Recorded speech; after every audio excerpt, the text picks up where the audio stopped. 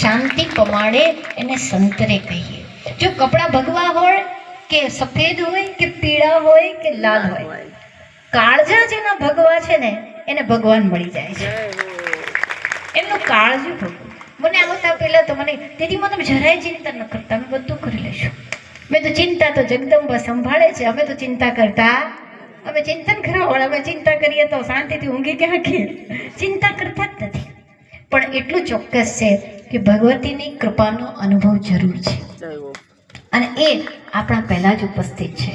તો હું ફરી ભગવાનના ચરણોમાં, ભગવતીના ચરણોમાં પ્રાર્થના કરું કે માં જગદંબા આપ લોકોને ખૂબ બળ આપે.